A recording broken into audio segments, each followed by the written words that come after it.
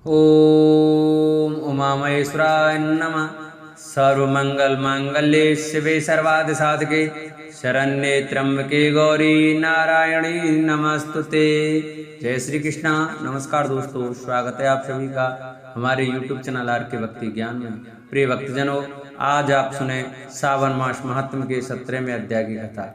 आइए भक्तों, कथा को प्रारंभ करते हैं। उससे पहले जो भक्त हमारे चैनल पर नए जुड़े हैं, जिन्होंने अभी तक चैनल को सब्सक्राइब नहीं किया है, वो चैनल को सब्सक्राइब करें, वीडियो को लाइक करें और कमेंट में ओम नमः शिवाय, ओम उमामहेश्वराय नमः अवश्य लिखें।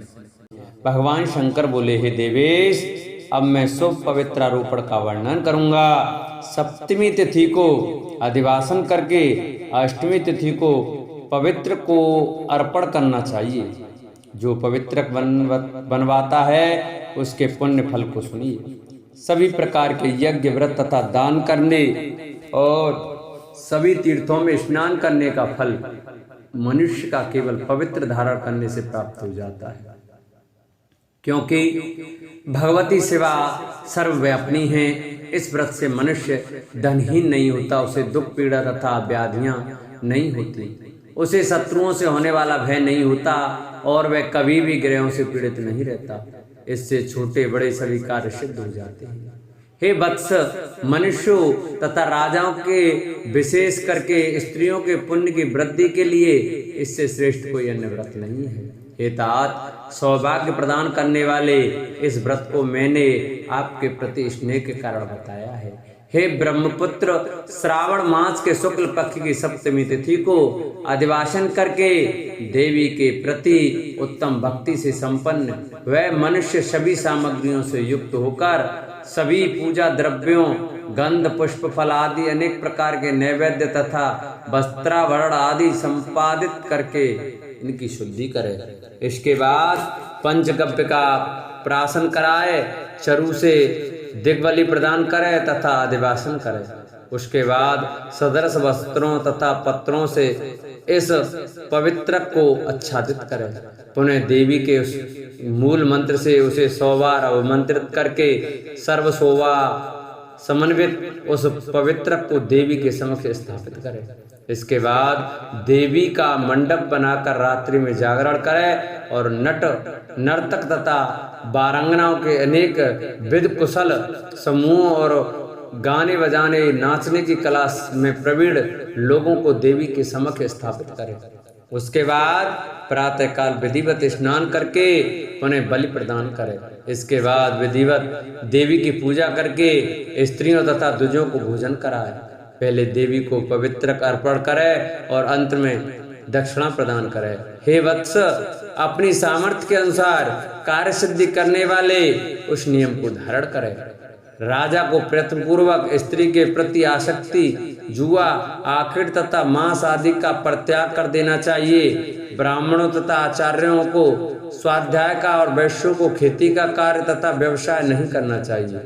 7, 5, 3, 1 अथवा आधा दिन ही त्याग पूर्वक रहना चाहिए और देवी के कार्यों में निरंतर अपने मन में आसक्ति बनाए रखनी चाहिए।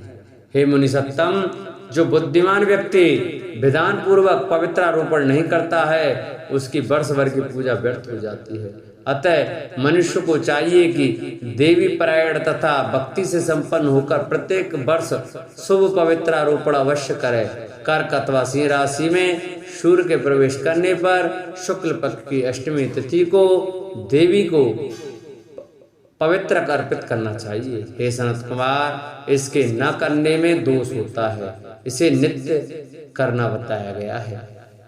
सनत कुमार बोले, हे देव, हे महादेव, हे स्वामिन, आपने जिस पवित्र का कथन किया वह कैसे बनाया जाना चाहिए उसकी संपूर्ण विधि बताइए।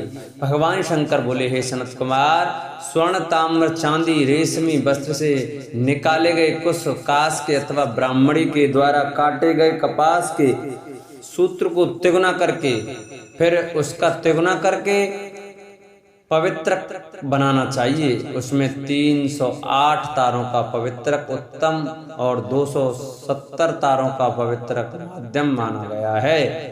180 तारों वाले पवित्र को कनिष्ठ जानना चाहिए। इसी प्रकार 100 ग्रंथि का पवित्रक उत्तम, 50 ग्रंथि का पवित्रक माध्यम तथा 26 ग्रंथि का सुंदर पवित्रक कनिष्ठ होता है, अथवा 6, 3, 4, 2, 12, 24, 10 अथवा 8 ग्रंथियों वाला पवित्रक बनाना चाहिए, अथवा 108 ग्रंथि का पवित्रक उत्तम, 54 ग्रंथि का माध्यम तथा 27 ग्रंथि का कनिष्ठ होता है। प्रतिमा के घुटने तक का लंबा पवित्रक उत्तम, जंगा तथा लंबा पवित्रक मध्यम तथा नाभि पर्यंत पवित्रक अधम कहा जाता है। पवित्रक के सभी शुभ ग्रंथियों को कुमकुम से रंग देना चाहिए। इसके बाद अपने शमक के शुभ सर्वतोभद्रमंडल पर देवी का पूजन करके कलश के ऊपर बांस के पात्र में पवित्रकों को रखें।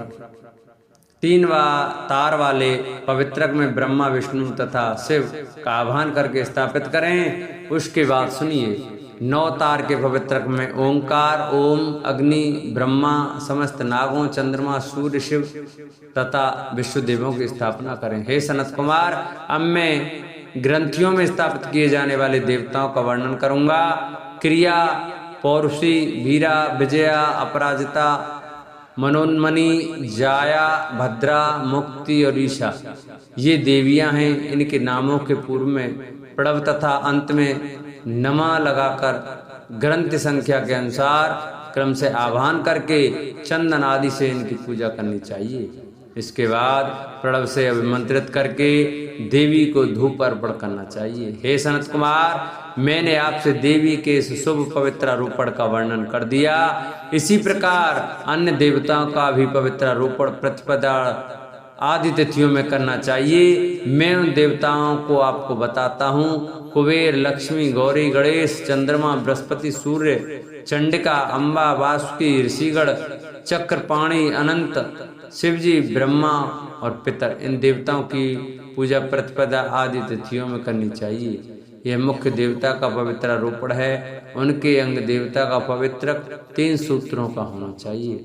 भगवान शंकर बोले, हे विपेंद्र, अब मैं श्रावण मास के दोनों पक्षों की नवमी तिथियों के करणीय कृत्य को बताऊंगा। इस दिन कुमारी नामक दुर्गा की यथाविधि पूजा करनी चाहिए।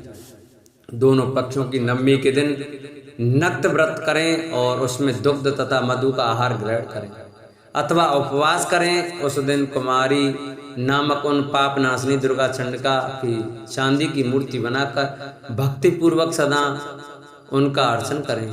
गंध, चंदन, कनेर के पुष्पों, दशांग, धूप और मोदकों से उनका पूजन करें। उसके बाद कुमारी कन्या, स्त्रियां तथा विप्रों को श्रद्धा पूर्वक भोजन कराएं। फिर मौन धारण करके स्वयं बिल्वपत्र का आहार ग्रहण करें। इस प्रकार जो मनुष्य अत्यंत श्रद्धा के साथ दुर्गा जी की पूजा करता है वह उस परम स्थान को जाता है जहाँ देव बृहस्पति विद्यमान है। हे विधिनंदन, यह मैंने आपसे नवमी तिथि का कृत्य कह दिया। यह मनुष्यों के सभी पापों का नाश करने वाला, सभी संपदाएं प्रदान करने वाला, पुत्र पौत्र आदि उत्पन्न करने वाला और अंत में उन्हें उत्तम गति प्रदान करने वाला है। बोलो शंकर भगवान की जय। इस प्रकार श्री स्कंद पुराण के अंतर्गत ईश्वर सनत कुमार संवाद में श्रावण मास महात्म में अष्टमी तिथि को देवी पवित्रारोपण नामक 17वां अध्याय पूरा हुआ। बोलो श्रावण मास महात्म की जय। बोलो शंकर भगवान की जय। जिन भक्तों को हमारी श्रावण मास महात्म की ये वीडियो, ये व्रत कथा अच्छी लगी हो वो हमारी वीडियो को ज़्यादा से ज़्यादा शेयर करें। जिन्होंने चैनल को सब्सक्राइब नहीं किया है चैनल को सब्सक्राइब करें। बगल में बेल आइकन घंटी का बटन अवश्य दबाएं, जिससे जो भी वीडियो हम अपलोड करें उसका नोटिफिकेशन आपके पास अवश्य पहुंचे। हमारी वीडियो को लाइक करें, कमेंट करें, शेयर करें और कमेंट में ओम नमः शिवाय अवश्य लिखें।